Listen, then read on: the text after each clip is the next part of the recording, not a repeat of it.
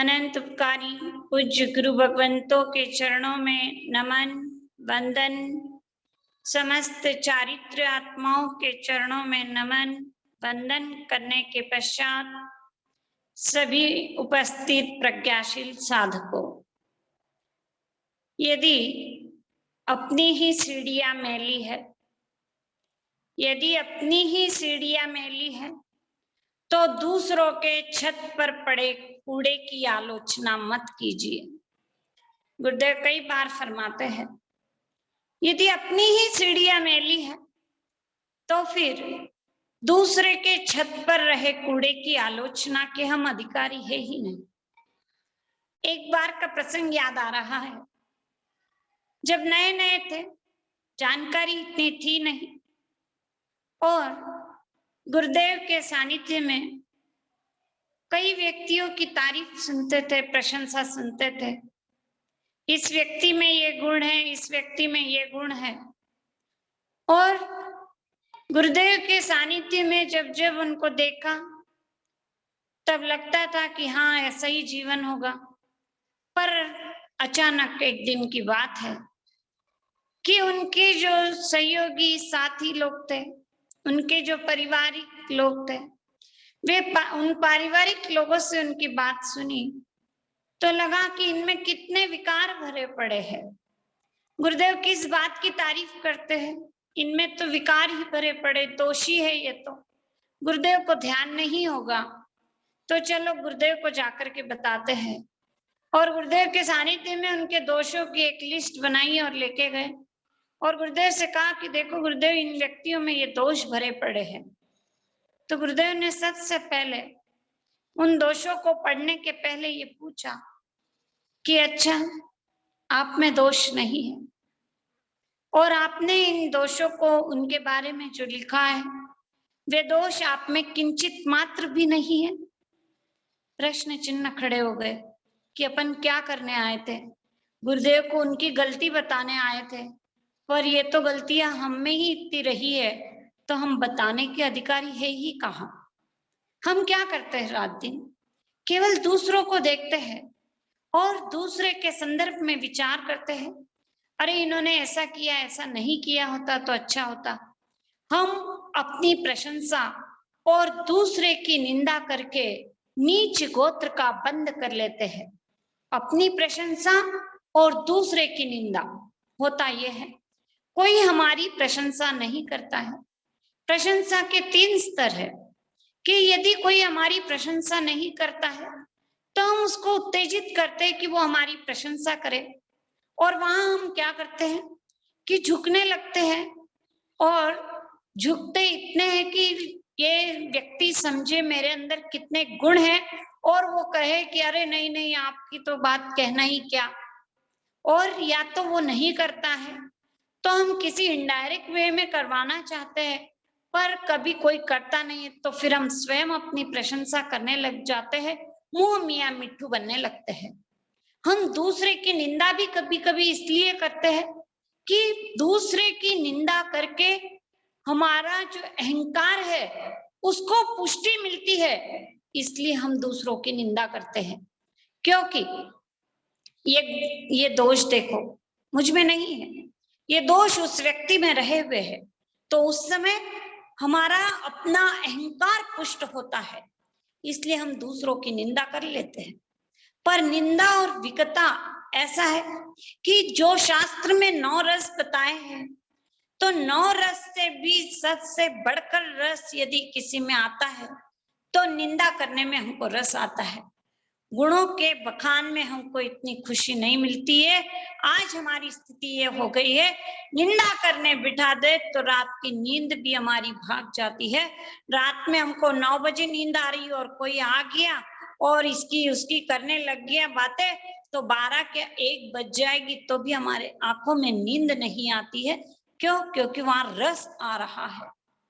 9 रस से बढ़कर रस निंदा का, इस निंदा के रस को समाप्त करना है। हमारा जीवन ऐसा हो जाए, अरे कमी तो संसार के हर व्यक्ति में है, पर संसार के हर व्यक्ति में गुण भी रहे हुए, हमारी दृष्टि उन गुणों पर चली जाए। अब हमको यही प्रयास करना है। इसलिए हमने पिछले सत्र से ये प्रारंभ किया कि हम दूसरे के गुण देखने की हम आदत डालें और हमारा जीवन ऐसा हो जाए कि एक बार भी हमको किसी के दोष का बखान करने का मन में भी भाव नहीं आए। छद्मस्त अवस्था है, दूसरे के दोष दिखाई देंगे, पर कम से कम हम वचन से तो बच सकते हैं। सबसे पहले हम उससे भी तो बचने का प्रयास नहीं कर रहे। हम कैसे भाषा समिति में आगे बढ़ेंगे? ठीक है, ये साधुओं की है भाषा समिति, पर श्रावक के लिए भी तो कहा ना, मीठा बोले थोड़ा बोले। क्या हम निंदा करते समय मीठे बोल रहे हैं? निंदा करते समय क्या होता है कि जब हम किसी की बात करते हैं तो बात सच्ची है झूठी है जैसी भी है, पर हम उसमें कितना नमक मिर्च लगा देते हैं, तो उस समय हमारा निंदा के साथ में द्वेष तो है ही, क्योंकि द्वेष के बिना निंदा नहीं हो सकती। इसीलिए कहा सम्यक दर्शन की भूमिका में पर की निंदा हो ही नहीं सकती है। सम्यक दर्शन की भूमिका में पर की निंदा हो ही नहीं सकती है। सम्यक दृष्टि की दृष्टि कैसी होती है? उसको तो हर एक में गुण दिखाई देने लगते हैं। हमारी स्थिति क्या है? हम केवल अपना अपना चिंतन करें। क्या हमको केवल गुण दिखाई देते हैं या किसी की कमी दिखाई दे रही है?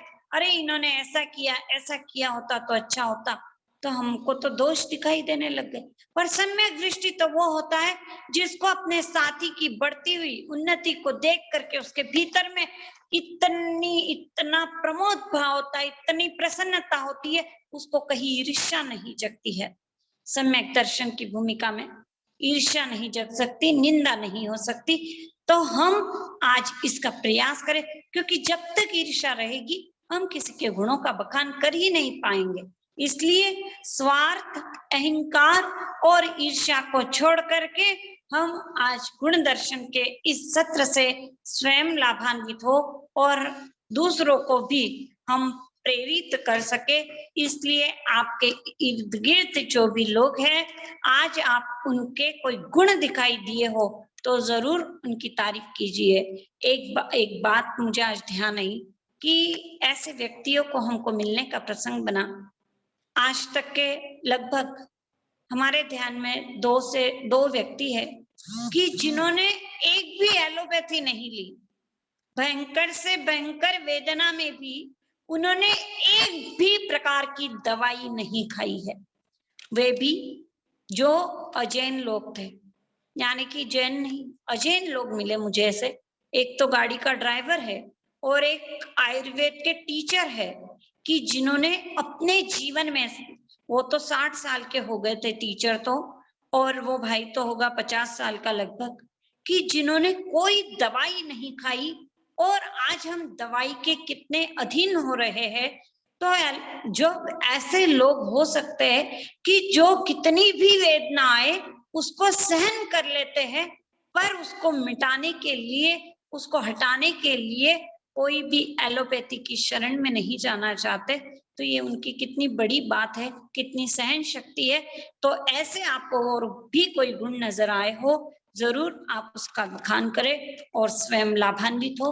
तो अभी जिनके भी हैंड रेज रहेंगे उनको मौका दिया जाएगा, तो आप जरूर हैंड रेज करें और सबको लाभान्वित करें। चलिए दीपाली जी, आपका अनम्यूट करें आप पहले जी। अब हम युक्ति मंडल जयपुर की रेखा जी श्री श्रीमाल को आमंत्रित करते हैं, वे अपने अनुभव हमारे साथ शेयर करें।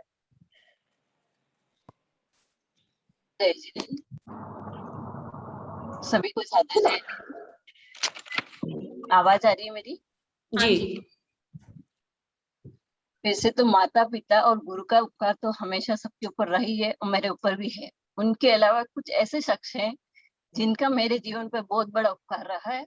बात है 22-23 साल पुरानी, जब मैं कॉलेज में पढ़ती थी। आर्ट्स था मेरे और उसमें एक संस्कृत सब्जेक्ट लिया हुआ था मैंने। संस्कृत के एक टीचर थे जिनका नाम था उषा किरण यादव मैडम। उनको देखते पता नहीं क्यों ऐसा लगता कि उनके अंदर इतनी सरलता थी, एकदम सादा जीवन जीते थे वो। और एक बार जब वो हमको पढ़ा रहे थे संस्कृत के कोई श्लोक, पढ़ाते पढ़ाते उन्होंने एक चीज बोली थी हमको कि हम भगवान के पास मंदिर में जाते हैं और मंदिर में जाके हम भगवान के सामने हाथ जोड़ते हैं, हाथ जोड़ के हम लोग उससे याचना करते हैं, कुछ भी चीज मांगते हैं, कुछ भी हमको कुछ भी चाहिए उसके लिए हम याचना करते हैं। तो बोला हमरा ऐसा क्यों करते हैं, हम कोई भिखारी है क्या भगवान के सामने जाके हाथ फैला लेते हैं। तो उनकी ये बात, बोले कि भगवान ने तो हमको सब कुछ दे के ही भेजा है, फिर हम उनके सामने हाथ क्यों फैलाते हैं। तो उनकी ये बात मेरे को बहुत अच्छी लगी। तो उसके बाद मैं जब भी कभी मंदिर में दर्शन करने गई तो कभी भगवान के सामने कुछ मांगा नहीं, हमेशा जाके नौका मंत्री गिना था वहां पे। चाहे वो सिद्धिविनायक मंदिर कई बार गई हूँ, जाना पड़ता था वो व्यवहार निभाने के लिए, कई बार और दूसरे मंदिर भी गई हूँ, चर्च भी गई हूँ, मस्जिद भी गई हूँ, लेकिन हमेशा नौका मंत्र गिना, कभी मांगा नहीं। वो चीज उस समय जैन धर्म से इतनी तो नहीं जुड़ी हुई थी, पर एकदम अनभिज्ञ भी नहीं थी कि हाँ जैन धर्म का मुझे कुछ नॉलेज नहीं था, थोड़ा बहुत तो पता था ही। लेकिन आज ये सब चीज पता होने के बाद आज उनकी वो बातें याद आती है, तो हाँ उन्होंने जो कहा था एकदम सच कहा था। भले ही वो जैन नहीं थे, लेकिन उनके जो संस्कार देखे थे मैंने, उनके अंदर इतनी सादगी, वो जब जरूरत होती तो बोलते, नहीं तो चुपचाप बैठ के अपनी बुक पढ़ते थे। वो सब चीजें कहीं न कहीं मेरे अवचेतन मन में भी रही है। आज मुझे भी ये सब चीजें नहीं पसंद है, नहीं हो तो चुपचाप बैठना, मौन रहना, ये बहुत अच्छा लगता है। उस समय मैंने उनके लिए एक कविता लिखी थी, वो कविता मैं आप लोगों को सुनाना चाहूंगी, 22-23 साल पहले लिखी थी। सागर सा गंभीर हृदय है आपका, सूर्य सा तेजोमय ज्ञान है आपका, कमल सा हर्षित मुख चेहरा है आपका, मनीषी सा चिंतनशील मन है आपका। आपकी हर कला न्यारी है, आपकी हर अदा प्यारी है, आपकी स्नेह मुग्धता काबिले तारीफ है, आपकी वाणी अमृत तुल्य है। प्रकृति से आप शांत हैं, अंतर हृदय से आप शुद्ध हैं, नयनों से आप सर्वज्ञ दृष्टा हैं, मन से आप सद्भाव युक्त हैं। आप जैसी सत शिक्षिका मिली है मुझे, आप जैसी कर्तव्यनिष्ठ नारी मिली है मुझे, आप जैसी निष्काम भावयुक्त साधिका मिली है मुझे, आप जैसी शांत सौम्य हृदयिका मिली है मुझे। आपसे मिलकर न जाने क्या क्या जाना है मैंने, आपसे मिलकर न जाने क्या क्या पाया है मैंने। ये मैंने 22-23 साल पहले उनके लिए कविता लिखी और उनको दी भी थी। और वो भिलवाड़ा से चित्तौड़ हमेशा अप डाउन करते थे, किसी कारण से उनको ट्रांसफर लेना पड़ा था, उसके बाद भी हम लोग उनसे काफी कांटेक्ट में रहे थे। कुछ लेटर्स थे जो मैंने उनको लिखा और उन्होंने रिटर्न जवाब दिया, आज भी वो लेटर मेरे पास सही सलामत है। उनके अलावा भी और भी बहुत से ऐसे टीचर्स है, एक हिस्ट्री के एक टीचर थे रेखा श्रीमाली करके, उनकी भी सरलता, वो गोल्ड मेडलिस्ट थी, लेकिन इतनी उनके अंदर विनम्रता देखी मैंने, इतना मीठा बोलते थे वो आज भी उनका चेहरा मेरे को याद आता। और कम से कम 2 या 3 साल पहले मैं जब ट्रेन में जा रही थी जयपुर से उदयपुर, उसी ट्रेन में वो भी एकदम अचानक मुझे दिख गए, और देख के वो शक्ल देख के मुझे लगा ये चेहरा मैंने कहीं ना कहीं देखा। तो मैंने एकदम तपाक से बोल दिया कि आप रेखा श्रीमाली मैडम है क्या। तो बोले हाँ। तो बोला आप कैसे जानते हैं। मैंने कहा आपने फर्स्ट ईयर में मेरे को हिस्ट्री पढ़ाई थी। तो बोला आप इतने टाइम पहले बाद भी अभी मेरे को जान रहे हो। मैंने कहा हाँ मैडम, कुछ चीजें ऐसे होती है, कुछ लोग ऐसे होते हैं याद, मतलब भूले नहीं जाते वो। तो उनकी भी सादगी, उनके लिए भी मैंने कुछ कविताएं की कुछ पंक्तियां फर्स्ट टाइम लिखी थी। वो थी, जब भी याद आती है आपकी आंखों में छवि उतर जाती, उस मुस्कुराते चेहरे की एक झलक खुश कर जाती, सामने ना सही सपनों में ही हमसे मीठी बातें तो कर जाते, मैं ही आपका रूप दर प्रश्नों तक की जड़ी लगा देती। इतना सब कुछ तो देख चुकी, पर अब जब आप प्रत्यक्ष नजर आए तभी मन की कामनाएं साकार होती नजर आए। ये सिर्फ वो हमसे 2 या 3 महीने हमको पढ़ाया होगा, लेकिन वो अभी भी मेरे को वो याद है बहुत अच्छे से। तो इस तरह से और भी बहुत से लोग हैं जिन लोगों ने मेरे को बहुत प्रेरणा दी है। और इसमें से एक मेरी फ्रेंड है सीमा, जिसकी मैंने ये कविता लिखना मुझे आता नहीं था, उसको देख के मैंने सीखा कि हाँ मैं भी कुछ लिख सकती हूँ। तो जब फर्स्ट बार मैंने ये कविता लिखी थी, मैंने उसको बताया कि ये अच्छी है क्या, उनको दूं क्या मैडम को। तो बोले कि ना हाँ क्यों नहीं दे सकती। मैंने कहा इतना ही तो लिखा। तो बोले कोई बात नहीं, जितना लिखा उतना ही दे दे। तो उनसे मेरा बहुत अच्छा रहा अटैचमेंट था। शादी के बाद भी बहुत से ऐसे शख्स हैं जिनसे मिलके मेरे को बहुत खुशी मिली, और हर लोगों में कुछ न कुछ तो चीज अच्छी होती है जो अपने को सीखने को मिलती है। इस तरह से आज भी है। वर्तमान में अगर मैं अपने हस्बैंड के लिए भी बोलूं, तो उनके अंदर जो पशुओं के प्रति प्रेम है। आज मेरे घर में बहुत अच्छा फ्लैट है, लेकिन बाहर जो बालकनी है उसमें कबूतर के लिए उन्होंने पूरी व्यवस्था कर रखी है। हम बोलते इतनी गंदगी होती, रोज रोज क्यों करते हो ये सब चीजें। बोले मेरे को पसंद है, मैं करता हूँ, उसमें क्या हो गया। मैंने कहा इतना अच्छा फ्लैट और मेन बालकनी में आप ये सब कर रहे हो, फीट इतनी गिरती, वो सब पूछ जाता है। बोले मेरे को पसंद है, मैं कर रहा हूँ। तो हर जगह हर आदमी में हर गुण कुछ न कुछ तो होता ही होता है। तो ये इस तरह से अगर अपन देखें तो सब जगह गुण तो कहेंगे हमको मिल ही जाएंगे, बस हमारी दृष्टि सम्यक होनी चाहिए। धन्यवाद। पहले के टीचर में एक निस्वार्थ भाव होता था। एक बात याद आई, कि जब स्कूल में पढ़ते थे तो जब कोई पीरियड ऑफ होता था, टीचर नहीं आते थे, तो हमारे एक टीचर आके पढ़ाने लग जाते थे संस्कृत। उनकी कोई क्लास नहीं थी हमारी, पर एक शौक था उनको। हाँ, और कोई सब्जेक्ट नहीं था संस्कृत, पर आके संस्कृत पढ़ाना उनकी हॉबी थी कि बच्चों में ये नैतिक संस्कार आए या कुछ भी उनके जो भाव थे। पर एक निस्वार्थ भाव था कि आज भी हम ऐसे टीचर लोगों को याद करते हैं। तो जब ऐसा निस्वार्थ भाव हमारे जीवन में अभी आ जाए और हम भी केवल निस्वार्थ जीना सीख ले, तो जैसे वो टीचर याद आते हैं तो आगे की पीढ़ी को हम भी याद आएंगे। पर हमको वो याद आने के लिए नहीं करना है, हमको केवल अपनी निर्जरा करनी है।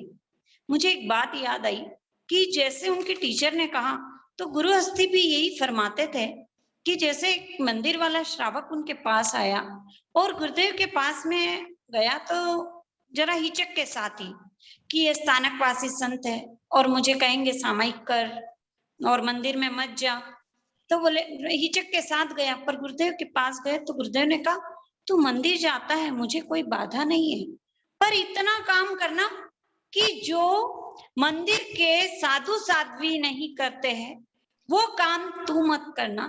वो सचित पानी नहीं चढ़ाते, सचित फूल नहीं चढ़ाते, वो काम तू मत करना। और तू मांगता क्या है कि मेरी बेटी ठीक रहे, मेरा परिवार ठीक रहे। अरे भगवान से तू ये क्यों मांगता है? भगवान से तो ये मांग जैसे आप हो वैसे गुण मुझ में आए, बस ये मांगना प्रारंभ कर दो। तो वो श्रावक आज बदल गए और मंदिर से वो स्थानक में कन्वर्ट हो गए। बोलने से नहीं होता, आचरण से होता है। तो उनका जीवन अपने आप बदल गया। तो केवल मात्र एक आदर्श को जब सामने देखा जाता है तो जीवन बदल जाता है। इसलिए हम सितारों तक नहीं पहुंच सके, कोई गम की बात नहीं है, पर हमारे जीवन में कोई सितारा नहीं है, इससे बढ़कर कोई शर्म की बात नहीं है।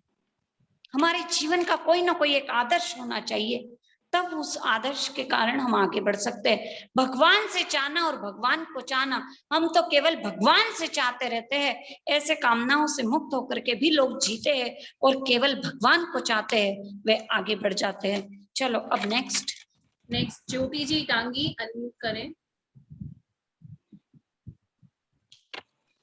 हेलो जी। हाँ सर, जय जिनेन्द्र। आवाज आ रही है मेरी? हाँ जी। अपमान में सम्मान में जिनका न कोई ध्यान है, जिनको सदा अपने नियम का ध्यान आठों याम है, ऐसे पूज्य गुरु भगवंतों को प्रणाम बारंबार है। मैं ज्यादा विशेष कुछ बोलना भी नहीं आता है और मैं थोड़ा सा बताना चाहूंगी अपनी सासू माँ के बारे में कि उनके बहुत सारे त्याग प्रत्याख्यान है। मैं अपनी शादी के बाद 18-19 साल से देख रही हूँ, लेकिन मैंने उनका विशेष गुण देखा है कि उनमें बहुत सरलता है और किसी भी काम को करने से पूर्व वो स्वयं करके, मुंह से बोल के कभी नहीं कहते, स्वयं करके दूसरों को दिखाते हैं। और माता पिता का तो अनंत उपकार है ही है, मतलब उनकी नस नस में व्यावृत्ति और श्रद्धा भरी हुई है। और मैं अपने घर में रहते हुए अपने पति के बारे में बताना चाहूंगी कि वो, मैं खूब गलतियां करती हूँ पर वो मुझे हमेशा माफ कर देते हैं, हमेशा मुझे माफ कर देते हैं। ये उनका बहुत ही बड़ा गुण है। और हम जिस एरिया में रहते हैं आसपास में यहाँ सभी अजैनी ही हैं। तो मैं अपनी एक फ्रेंड है सुखजीत कौर, उसके बारे में बताना चाहूंगी कि वो पंजाबी है, बट मैंने उसका देखा है, मतलब लहसुन प्याज वगैरह नहीं खाना, किस तरह से प्रातःकालीन 3 बजे उठ करके और अपनी 4 बजे मेडिटेशन और ध्यान साधना में लग जाना। तो यहाँ जो मैं देखती हूँ कि अजैन लोगों के, इतने अजैन लोगों के साथ हम यहाँ रहते हैं, उसके बावजूद भी उन लोगों में इतनी सारी सरलता और इतने गुण छिपे हुए हैं कि सच में उनका वर्णन करना बहुत मुश्किल है। तो प्रत्येक व्यक्ति में जब हम देखना चालू करते हैं तो वाकई हर व्यक्ति एक गुणों का भंडार है, इस तरह से महसूस होता है। धन्यवाद। बहुत दिल को छुआ आपने जो बताया, आपके सासू के बारे में, आपके पति के बारे में, दिल को छूने वाली घटनाएं। बस ऐसे ही शॉर्ट में सभी अपनी बात को रखेंगे और भूमिका बांधने की कोई जरूरत नहीं है, सीधे भी आप अपनी भावनाओं को रख सकते हैं। विजेता जी का हैंड रेज है। अब हम युवती मंडल जयपुर की अध्यक्षा श्रीमती विजेता जी लोढ़ा को आमंत्रित करते हैं कि वे अपने शेयर करें हमारे साथ। ज्योति जी डांगी ने अपनी मदर इन लॉ की बात बताई, मैं भी मेरी मदर इन लॉ की बात शेयर करना चाहूंगी। एक गुण क्या, वो तो गुणों की खान है। जो जो उनसे मिले हैं, कोई भी जो भी उनसे मिलता है, उनका ऑरा ऐसा है कि चाहे कोई सहयोगी हो, कोई रिश्तेदार हो, कोई फ्रेंड हो, उनसे मिलके अलग ही खुशी आ जाती है। इतना पॉजिटिव, इतना हैप्पी, इतना फ्रेंडली और इतना हेल्पिंग नेचर है उनका। और इतने साल, करीब 13-14 साल हो गए। और मैं कहना चाहूंगी उनका एक गुण जो सबसे, एक मदर इन लॉ होते हुए उनका दिल इतना बड़ा है कि गलतियां हमसे बहुत होती है, लेकिन इतने सालों में आज तक उन्होंने कभी भी कोई गलती नहीं उठाई, किसी चीज के लिए नहीं रोका, किसी चीज के लिए नहीं टोका। इतना बड़ा दिल है उनका। हमेशा उनके पास बैठने में एक अलग मजा आता है। हमेशा वो इतना प्यार और इतना क्या कैसे बताऊं, आत्मीयता हमेशा रहती है उनमें। ये एक मदर इन लॉ होते हुए कोई रखता है, बहुत ही बड़ी बात है। और मैं यही सोचती रहती हूँ कि कितना कुछ है जो उनसे सीख सकते हैं। और अगर मैं शायद 1% भी उनके गुणों को मैं अडॉप्ट करके, धारण करके अपने आचरण में ला पाऊं, तो मैं इस जीवन को बहुत ही सफल मानूंगी। मम्मी यहाँ है नहीं है सेशन में, मेरे को पता नहीं, लेकिन बहुत ही उनका ये गुण अनुमोदनीय है। सभी से उनके बारे में तो ऐसा कह दिया जाए कि वो किसी की भी सेवा में हमेशा तत्पर है। सिर्फ उनको पता चलना चाहिए कि उसको आवश्यकता है, तो वो हमेशा तत्पर है। चाहे वो साधु संत हो, चाहे वैरागी वैरागन हो, चाहे संघ की कोई भी आवश्यकता हो, चाहे एक सहयोगी भी क्यों न हो, घर का हर सहयोगी भी उनसे प्रसन्न रहेगा। यानी कि एक उदाहरण से बताऊं मैं उनकी बात, पूर्णिमा आंटी की बात जब आई गई, एक सहयोगी ने कुछ चोरी कर ली घर में, तो उनकी आत्मा इतनी पीड़ा पाई, इतनी पीड़ा कि उनकी चीज गई, इसलिए दुखी नहीं हुई है। किसके लिए? अरे उसको पुलिस के पास मत दे देना, उसको मार पड़ेगी, उसकी पिटाई होगी। उनकी आत्मा रोती रही। यानी उनकी करुणा कितनी होगी हम उसका अंदाज भी नहीं लगा सकते, कि जब तक उसकी वहां से छुट्टी नहीं हुई तब तक उनको भी शांति तो नहीं मिली होगी। यानी ये तो एक प्रसंग है, पर उनकी करुणा, सेवा जबरदस्त है, अनुकरणीय है, अनुमोदनीय है। और मैं स्वयं उनके साथ रही हूँ, इसलिए मैं जानती हूँ कि बहुओं के साथ बहू जैसा व्यवहार तो मैंने कभी देखा ही नहीं है। यानी कभी इतनी बार होता है, हम साथ कहीं जाते हैं तो सब यही बोलते हैं कि आपकी बेटी होंगी। जो भी उनसे मिलता है वो खाली हाथ नहीं जाता है। तो जबरदस्त।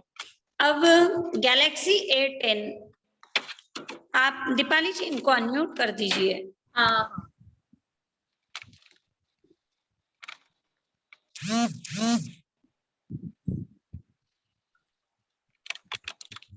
जी गैलेक्सी A10 आप अनम्यूट हैं।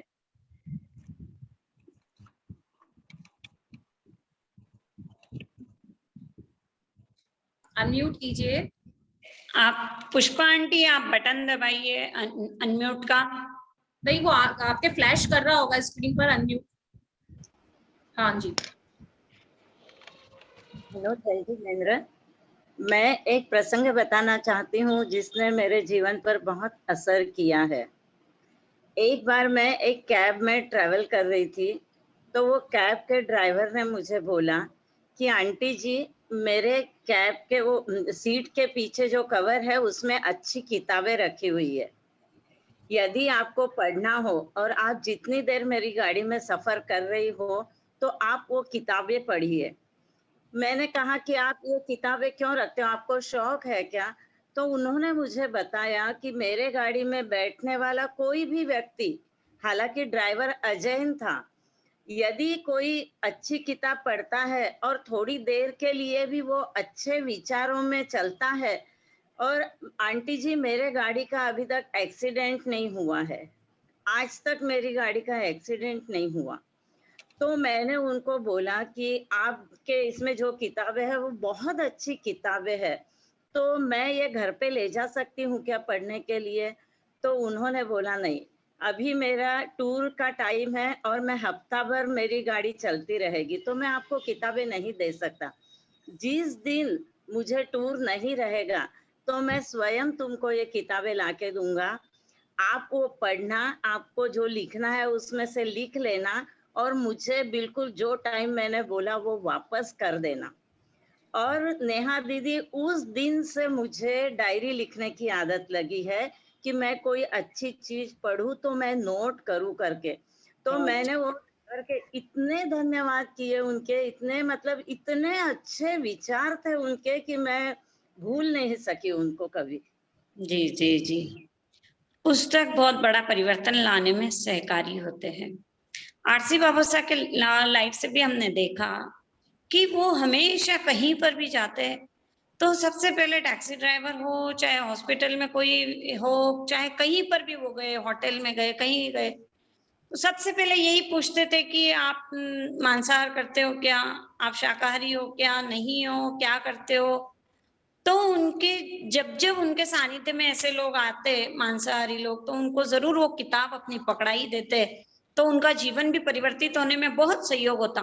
पर आज हम इस बात से ये सीखे कि आज हमने जो अपनी धारणाएं बना ली है कि पुस्तकें रखने से आशातना लगती है, ये एक बहुत बड़ी मिथ्या धारणा है।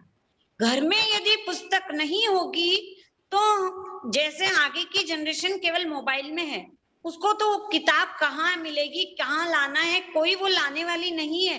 अगर हमने अच्छी किताबें घर में संग्रहित करके नहीं रखी तो घर वाले ही कैसे पढ़ेंगे।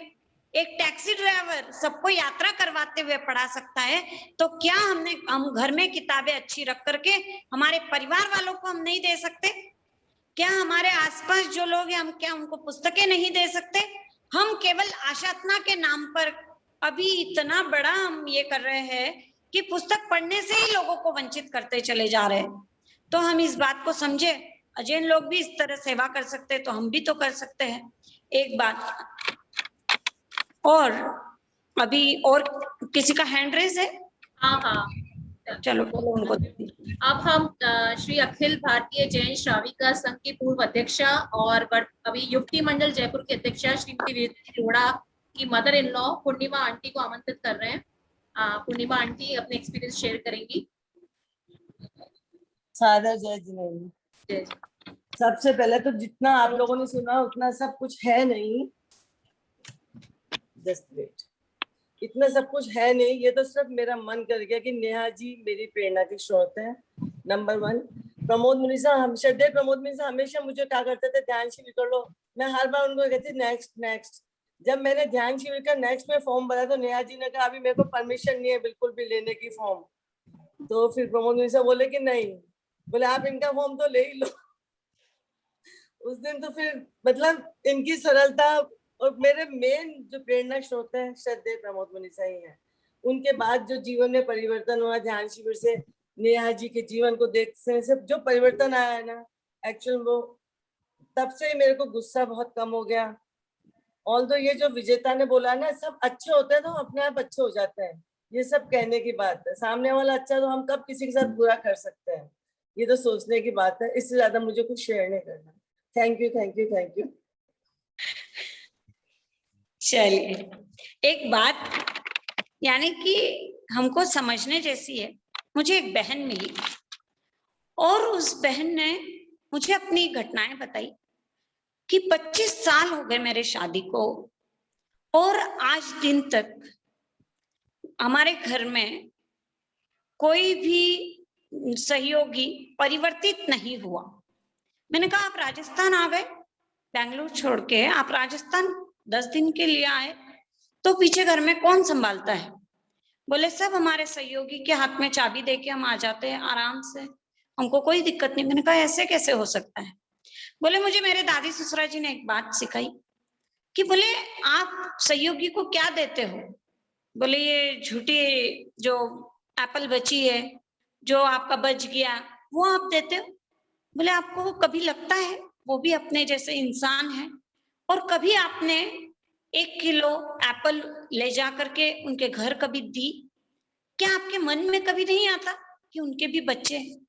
बोले ये बात ध्यान रखना कि आप समाज सेवा तो करने जाओगे, पर जो आपके इर्द गिर्द है, जो आपके घर में है, जिनको जरूरत है, उनकी तो आप सेवा नहीं कर रहे। उनके पास उनके बच्चों को पढ़ाने के लिए अपन इतना पेमेंट नहीं दे रहे उनको कि उनकी पढ़ाई बहुत हाई फाई हो सके, बहुत अच्छे ढंग से हो सके, अपन इतना नहीं देते हैं। पर समाज सेवा करने आप बाहर जाकर लाखों का खर्च करोगे, तो कम से कम पहले इनका ध्यान तो रखो, सहयोगियों का, और घर के सहयोगी, यानी ये जो सहयोगी है इनको घर के जैसा रखो। तो बोले बस उस दिन से इनको घर के जैसे रखना शुरू किया, और उसका परिणाम ये रहा कि आज हम राजस्थान में 10 दिन भी उनके भरोसे सब कुछ छोड़ के आ जाते हैं। आज तक बोले एक भी मेरे शादी के बाद में एक भी सहयोगी परिवर्तित नहीं हुआ। तो मुझे पूर्णिमा आंटी की भी बात ध्यान आती है कि वो अपने सहयोगियों को काफी इतना ध्यान रखते हैं, तो अपने आप इनके पास लोग आने के लिए तैयार रहते हैं। तो इनका बड़प्पन है, इनमें भी इतने गुण छिपे हुए हैं। देखो जो गुणी रहेगा वो तो अपने गुण का बखान कभी करेगा ही नहीं, क्योंकि गुणी जो होता है उससे तो गुण अभिन्न हो जाते हैं, उसमें तो वो गुण समा गए, तो उससे उसको अलगाव की अनुभूति नहीं हो सकती है। यानी कि जब तक अलगाव की अनुभूति होती है, जब तक महसूस होता है कि मैं सत्य बोलती हूँ, तब तक समझना मैं सत्य से भिन्न हूँ, सत्य से अलग हूँ। सत्य यदि मेरे जीवन का अंग बन गया तो कभी भी उससे हम अलग नहीं रह सकते, और फिर ये बोलने की कभी जरूरत नहीं होती है कि मैं सत्य बोलती हूँ। ये कोई बोल नहीं सकता, और बोलने वाला कभी सत्य नहीं बोलता। वो तो उसका गुण हो चुका है, वो तो उसके जीवन में समा चुका है। इसलिए बड़े बड़ाई ना बोले, बड़े ना बोले बोल, बस वो वाली बात होती है। तो हम भी इनसे प्रेरणा ले और हम ये गुण अपने जीवन में उतारे। जो हमने पिछली बार भी सुना, केशोराम सीमेंट का मालिक 1000 व्यक्ति उसके हाथ के नीचे, और वो एक को भी नहीं छोड़ता है, चाहे किसमें कितनी भी गलतियां हो। और हमको तो जरा सी किसी की गलती नजर आती है तो हम उसका सुधार प्रेम से करने के बजाय हम उसको डांटने लगते हैं, हम उसका तिरस्कार करने लगते हैं, तो उसके जीवन का भी उत्थान नहीं हो सकता और अपना भी उत्थान नहीं हो सकता। इसलिए किसी के दोष को सहन करके उसकी भी गलती को दूर करने का प्रयास करने वाले ही महापुरुष होते हैं। तो हम इनसे सीखे, प्रेरणा ले।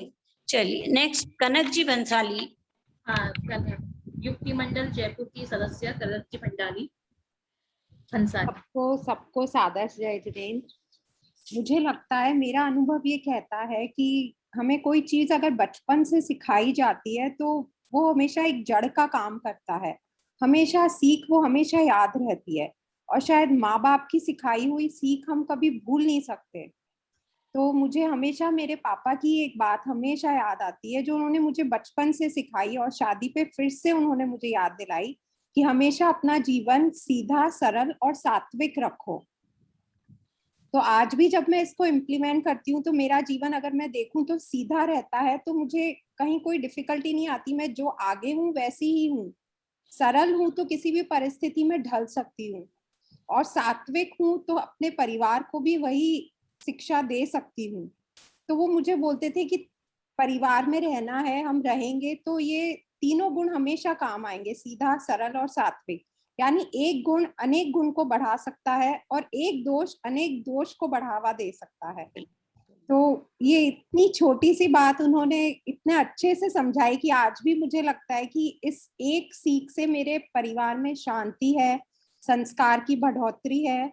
तो बस उनका ये गुण, सद्गुण कहें कि हाँ, ये मुझे बहुत अच्छा लगता है कि मैं आज भी इसके ऊपर रहती हूँ, फॉलो करती हूँ इसको।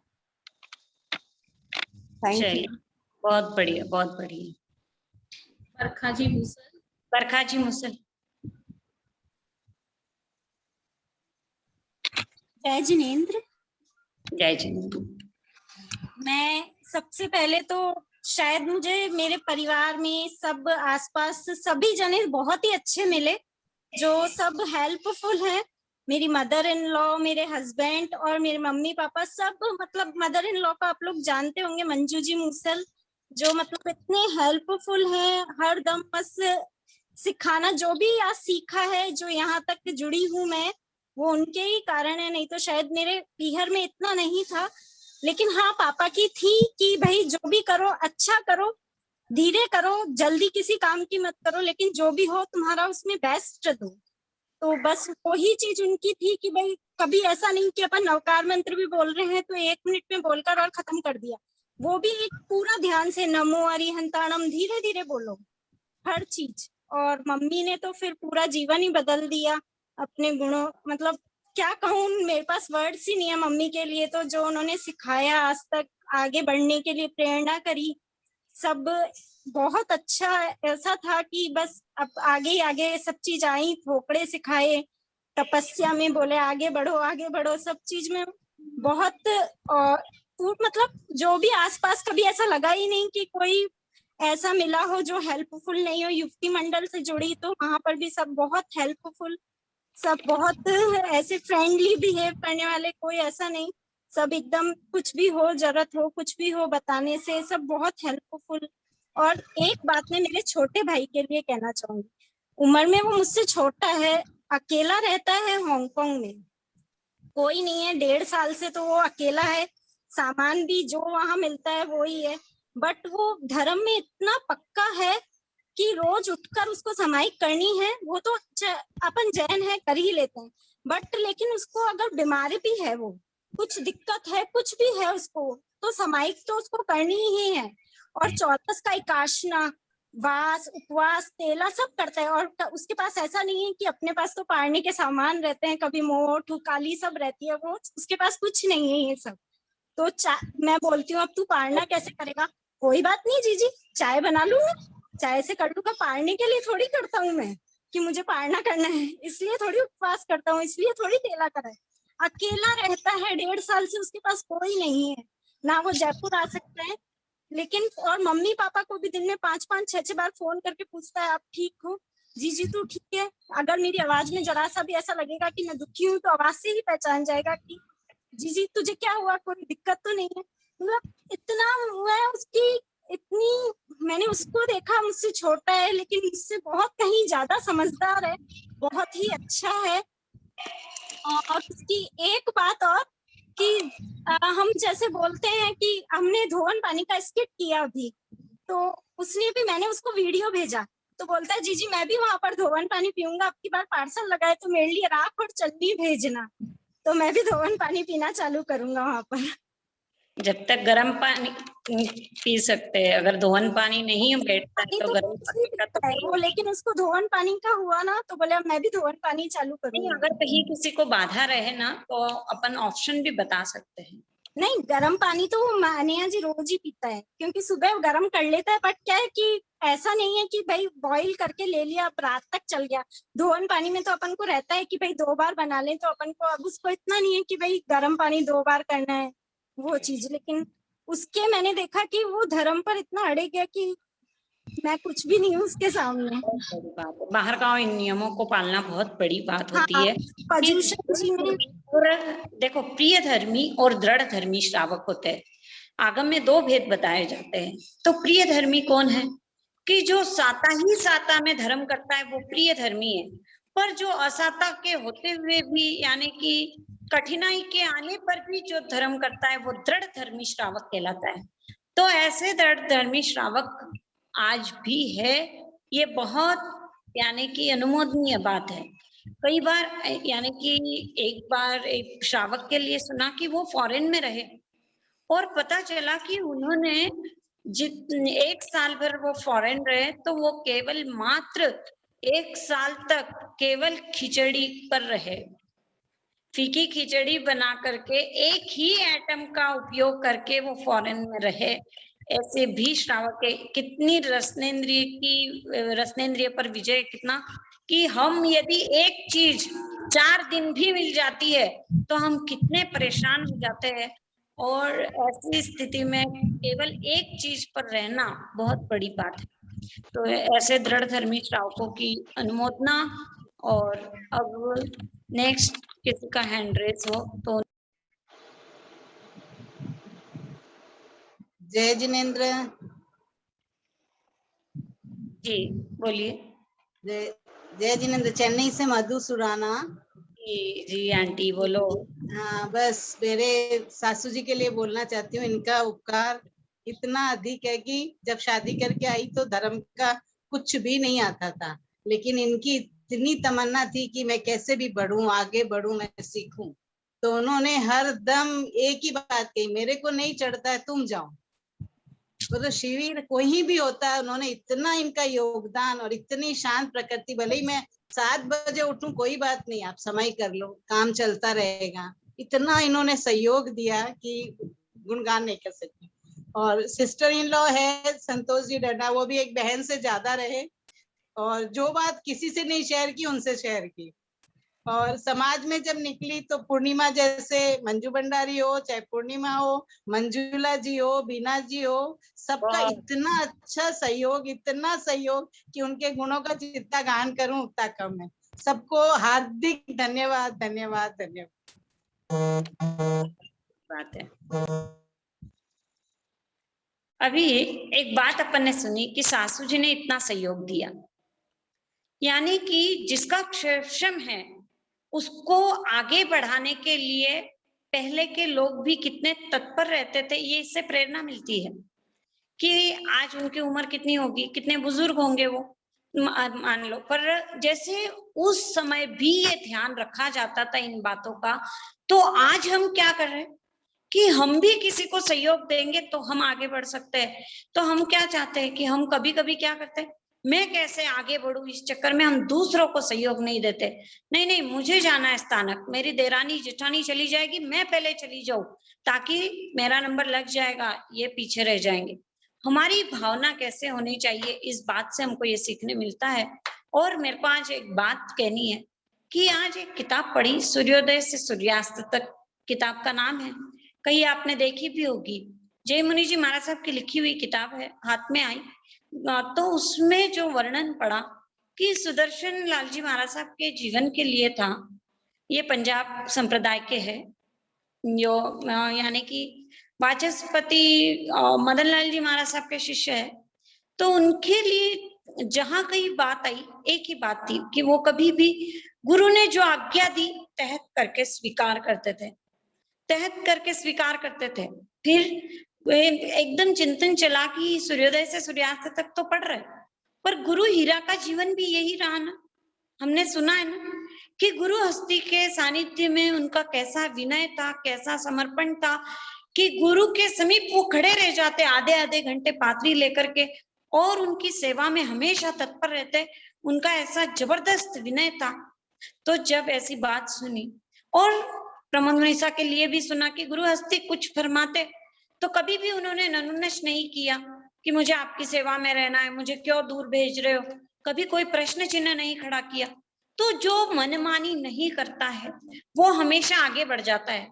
पर आज हमारी स्थिति क्या हुई, साधु संप्रदाय में ये विनय गुण तो आज भी जीवित है, पर संसार की अवस्था में क्या हो गया, हम क्यों बड़ों का सुने, हम क्यों इन बुजुर्गों का सुने। आज की तो स्थिति बदल गई है, ये बुजुर्ग लोग क्या जानते हैं, हम क्यों बड़ों से पूछकर काम करें, ये तो हमको जाने ही नहीं देंगे, ये हमको करने नहीं देंगे, हम तो स्वतंत्र रहना चाहते हैं। पर स्वतंत्रता में कहीं भी विकास नहीं है। स्वतंत्र जब हो जाता है पतंग, तो फिर वो कहाँ चला जाएगा पता ही नहीं चलेगा। जब तक डोर किसी के हाथ में है तो हम कहीं भी उलझेंगे नहीं, वो पतंग उलझती नहीं है। बस वैसे ही हमारी डोर यदि किसी के हाथ में है तो कहीं हम उलझेंगे नहीं। हमारी डोर हो गुरु के हाथ में, हमारी डोर हो घर के बड़ों के हाथ में, तो हम कहीं पर भी उलझेंगे नहीं। ये विनय गुण जो भगवान ने इतना बताया, उत्तरायण सूत्र का जो उन्होंने अंतिम देशना दी, उसमें सबसे पहला अध्ययन विनय का रखा। तो इस विनय गुण से जब तक हम सर्वसभ्य नहीं होंगे, ये अहंकार हावी रहेगा, तो कोई गुण हमारे भीतर में उजागर नहीं हो सकता। गुण तो भीतर में है ही, उसको उजागर करना है तो हमको झुकना पड़ेगा, नमना पड़ेगा, तब कहीं जाकर के ये दोष समाप्त होंगे। दोष समाप्त होंगे तो गुण अपने आप प्रकट होंगे, क्योंकि गुणों के अभिमान से दोष पोषित होते हैं। क्या कहा, गुणों के अभिमान से दोष पोषित होते हैं, इसलिए कहीं गुणों का अभिमान नहीं हो जाए, इसलिए सारा श्रेय हमको दूसरे को देना है। अभी सुना ना हमने कि सबका उपकार, श्राविका मंडल में ये लोग सहयोग कर रहे, ये लोग सहयोग कर रहे, घर के व्यक्ति सहयोग कर रहे, सबको धन्यवाद दिया। मधु आंटी का हमने सुना, उन्होंने सबको धन्यवाद दिया। तो सारी सफलता का श्रेय हमको दूसरे को देना है, तो हम भी अपने जीवन में इस तरह आगे बढ़ सकते हैं। ये इनकी बातों से हमको सीखने के लिए मिलता है। अब नेक्स्ट कोई और अपने एक्सपीरियंस हमारे साथ शेयर करना चाहते हैं? आज बहुत अनमोल अवसर है, हमें इस अवसर को छोड़ना नहीं है और इसका पूरा लाभ उठाना है। हैंड रेस करें। आप वीडियो में हैंड रेस करते हो तो हमको सबके वीडियो नहीं दिखाई देते हैं, तो आप या तो मोर में जाकर के जो ऑप्शन है उसको क्लिक करें। जब तक हैंड रेस होते हैं तब तक मैं भी आपके साथ कुछ शेयर करना चाहती हूँ। जी जी जी आप तो आप सबको आमंत्रित कर रहे, इसलिए आप सादर आमंत्रित है। हाँ, और मेरा एक कर्तव्य भी बनता है कि सबसे पहले मुझे ही कहना चाहिए, लेकिन कोई नहीं, देर से दुरुस्त सही। ऐसा है कि मेरा जीवन एक समय पे बहुत ज्यादा उतार पर था, अंधेरे में था।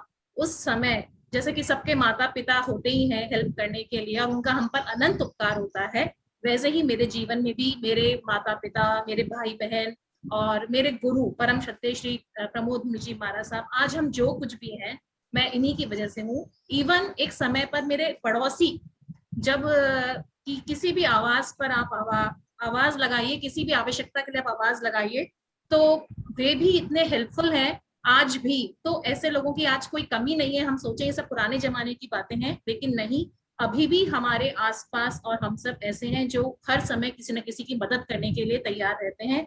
तो मेरा जीवन भी उन्हीं का एक उदाहरण है कि मेरा जीवन भी आज उन्हीं सबकी मदद की से ही आज यहाँ तक पहुंचा है। लेकिन अभी जो रिसेंट मेरे साथ हुआ, पिछले साल जब कोरोना लग गया था और पूरी दुनिया बंद हो गई थी, इवन ट्रेन तक भी, कहते हैं कि द्वितीय विश्व युद्ध में भी ट्रेन बंद नहीं हुई थी, लेकिन ट्रेन भी बंद हो गई थी। उस समय में मैं बीमार पड़ गई थी और मुझे हॉस्पिटलाइज होना था। ऐसे समय में जब कोई भी, हम घर के सदस्य भी एक दूसरे से परहेज कर रहे थे, दूरी बना करके रह रहे थे और डर रहे थे, उस समय में मुझे हॉस्पिटलाइज होना था। तो उस समय मेरी फ्रेंड जो कि मेरे साथ ही जॉब करती हैं, पूर्णिमा जी गोलेछा, वे स्वयं आगे बढ़कर आई, मुझे 2 दिन तक हॉस्पिटल लेकर के घूमा, मेरी पूरी टेस्टिंग कराई, इवन मुझे एडमिट तक कराया। वे डरी नहीं और पूरा मेरा साथ उन्होंने इस तरह से निभाया जैसे कि मेरी बिल्कुल अपनी प्रिय और या मेरी बिल्कुल खास हो, विशेष हो। और अब तो वो हैं भी, क्योंकि उनका मेरे जीवन पे बहुत बड़ा उपकार है। जब कोई हेल्प के लिए तैयार नहीं था तब वे आई और उन्होंने बिना डरे मेरा पूरा साथ निभाया। तो आज मैं उस जगह पे अपने आप को रखकर सोचती हूँ कि क्या अगर उस जगह मैं होती तो शायद मेरे मन में एक प्रश्न चिन्ह है कि मैं उतनी हेल्प किसी की कर पाती या नहीं कर पाती। लेकिन उनका मेरे पे बहुत उपकार, जिन्होंने मेरी इतनी सेवा की और मेरी इतनी मदद की। और एक बात मुझे ध्यान आई अभी कि पड़ोसी की जब बात आती है तो मैं यहाँ देखा मैंने गोटन में कि इतने लोग सहयोगी बनते हैं, यानी कि जो अजैन लोग हैं उनका सहयोग भी कैसे मिला मैं बताऊं आपको कि मम्मी यहाँ पे आए सामान लेके, पर यहाँ की जो घर की ओनर है उसने क्या किया कि घर की पूरी सफाई खुद ने करके दी। हम जैसे ही पता चला कि 2 घंटे बाद आने वाले, तो उसने पूरी सफाई खुद के हाथ से की और मम्मी के आने के बाद में पूरा किचन भी उन्होंने जमा दिया।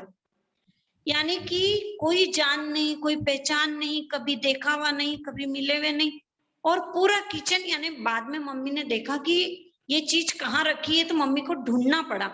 यानी इतना सहयोग बिना जाने पहचाने लोग देते हैं, दे सकते हैं, ये बड़े आश्चर्य की बात लगी। हम किसी को सहयोग देना है तो सोचते हैं अरे ये व्यक्ति अच्छे है कि नहीं, अरे इनके पास जाए कि नहीं, इनके घर में घुसे या नहीं घुसे, यानी अपन तो सोचते रह जाएंगे, पर वो लोग करते हैं, ये बहुत बड़ी बात लगी। यानी 1-2 नहीं, यहाँ पे कितने लोग मिले कि यानी कि दूसरे किसी के घर की भी बातें हैं कि जिनके ओनर खुद आकर के उनको सहयोग करके चले गए, ये बहुत बड़ी बात होती है।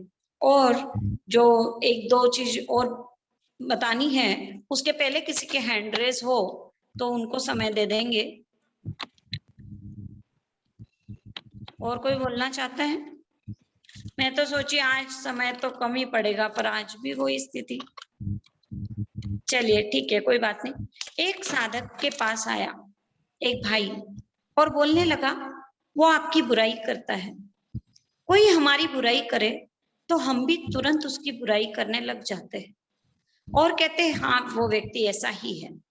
पर उस साधक ने पूछा कि क्या वो बुराई करता है? तो बोले बता किसकी बुराई करता है? तो बोले कि आपकी आत्मा की बुराई करता है। तो बोले वो मेरी यदि आत्मा की बुराई करता है तो उसकी और मेरी आत्मा समान है, वो अपनी भी बुराई कर रहा है, तो फिर इसमें मुझे परेशान होने की क्या जरूरत है? अरे भाई वो आपके शरीर की बुराई करता है, अजीव की बुराई करता है। तो बोले भाई शरीर की बुराई यदि वो करता है तो मैं भी मेरे शरीर की बुराई करता हूँ। ये शरीर अनित्य है, अशाश्वत है, अध्रुव है, ये रहने वाला नहीं है, मैं भी इस शरीर की बुराई करता हूँ। तो फिर क्या फर्क पड़ा? बोले मुझे वो यदि जीव की करता है तो वो स्वयं की भी कर रहा है, अजीव की कर रहा है तो वो मैं भी करता हूँ, तो फिर बुराई करने का मेरे ऊपर क्या प्रभाव पड़ेगा?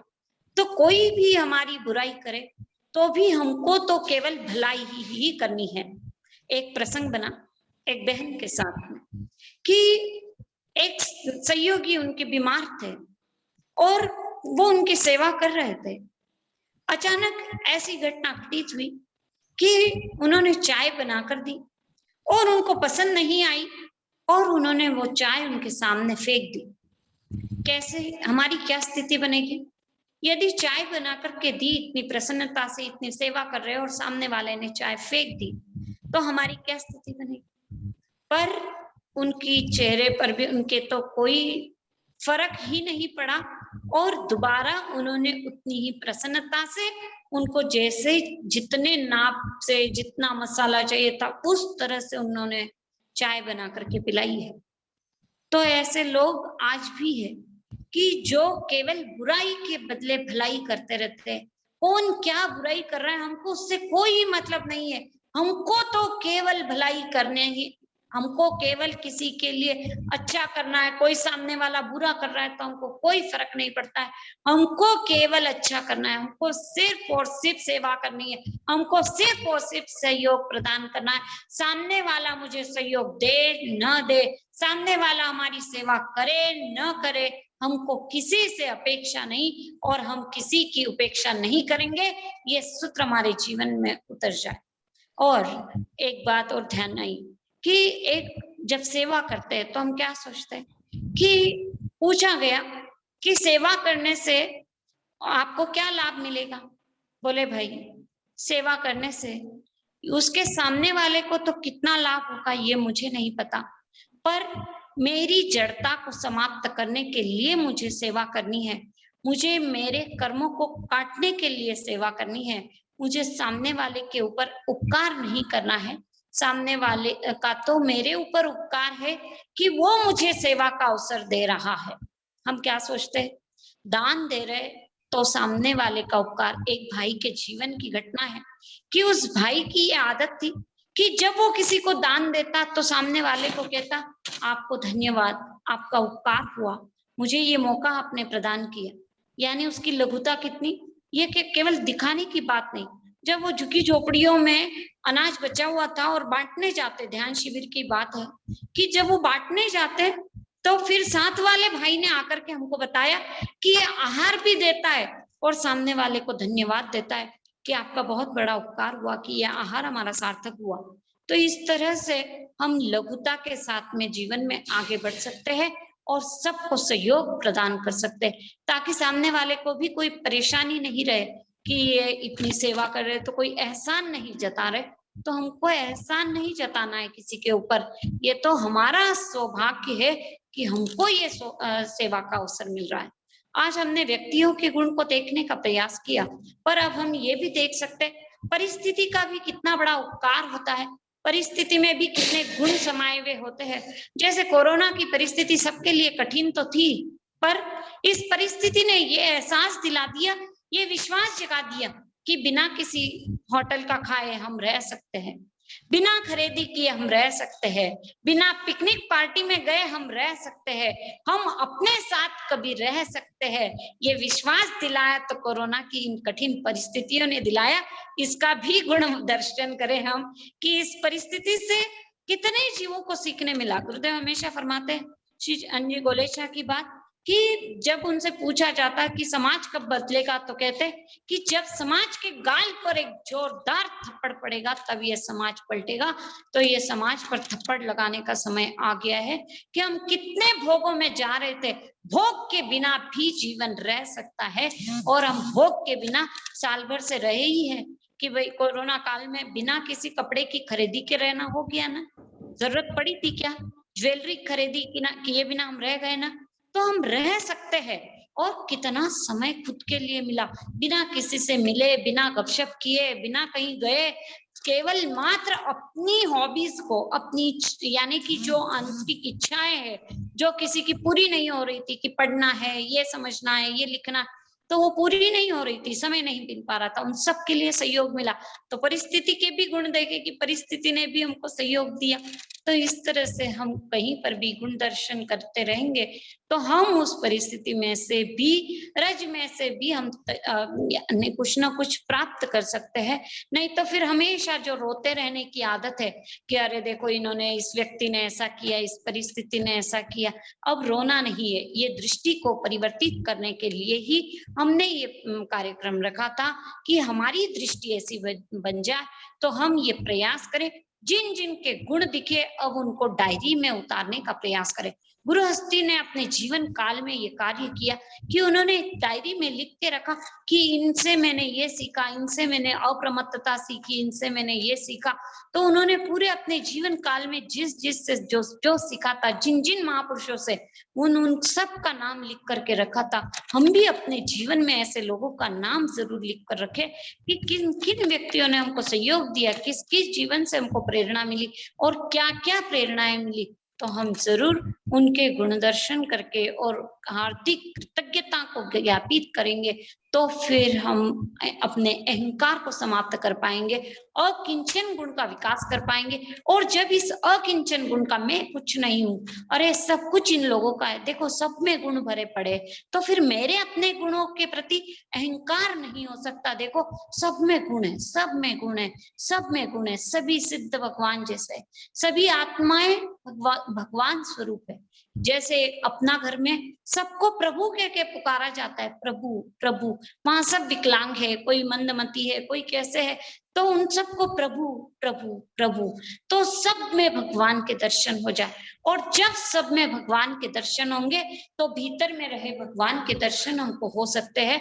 तो हम जरूर ये प्रयास करें, सबके गुण दर्शन करके हम अपने आप को हल्का रखें। अब किसी के दोष पर हमारी दृष्टि नहीं जाए, यदि दोष दिखने लग जाए तो तुरंत हम गुणों को देखने का प्रयास करें। और जो ही हम गुणों को देखने लग जाएंगे तो फिर हमारी दृष्टि बदलते देर नहीं लगेगी, दृष्टि बदलेगी तो सृष्टि बदलेगी। और जब हमारी दृष्टि बदल गई ना तो फिर सारे जो लोग मिलेंगे वो सब हमको अच्छे मिलने लग जाएंगे और सब में अच्छाई दिखने लग जाएगी। फिर कहीं रोना बचेगा क्या कि ये ऐसे, ये वैसे, ये ऐसा करते, मेरे साथ ये व्यक्ति ऐसा करते। कोई बुरा नहीं है, सब में गुण है। बुरा कौन है? बुरा मेरे कर्म है। बुरा कौन करवा रहा है? केवल मेरे कर्म करवा रहे, सामने वाला व्यक्ति बुरा नहीं है। तो हम अपने विचारों को बदले, अपनी दृष्टि को बदले, सृष्टि को बदले और जीवन में हम आगे बढ़े। यही शुभ भावना मंगल कामना के साथ जय महादेव, जय जिनेन्द्र। और किसी को कोई विशेष कुछ बोलना हो तो जरूर अब भी 2-5 मिनट का समय दिया जा सकता है। नेहा जी, इस पर वो भजन है महाराज साहब का जो प्रमोदनी साहब फरमाते हैं, निंदा सुनना, निंदा करना। आपको आता है अच्छे से तो बोलिए। अच्छे से नहीं आता है, लेकिन मैं कहा अगर 4 लाइन अगर हो जाती तो। नहीं, पूरा सुनाइए, बहुत अच्छा भजन है। यही तो, किसी को आता है ये भजन तो वो नहीं, आप लीजिए, कोई दिक्कत। करना बड़ा ही पाप है, बचते चले दूर टले हृदय की इस माया से, पाप की इस छाया से। वचन से और काया से।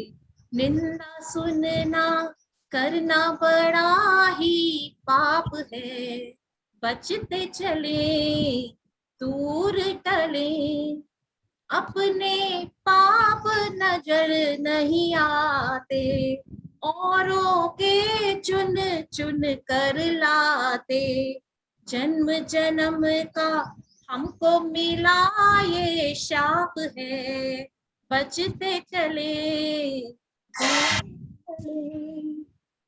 ध्यान ध्यान में मन नहीं लगता, निंदा में है रातों जगता। ये ही पूजा ये ही बनाया जाप है, बचते चले दूर टले हृदय की इस माया से, पाप की इस छाया से, वचन से और काया से। छोटा साबित कर ले किसी को, बड़ा समझ लेते हैं खुदी को। कितना घिनौना हमने बनाया माप है, बचते चले दूर टले। नहीं सत्य की चिंता रहती, सिद्धांतों की नींव है कहती। ये भक्ति फिर तो अनाप शनाप है, बचते चले दूर चले। कर्म बंध का कुछ तो डर हो, मुख पत्ती का कुछ तो असर हो।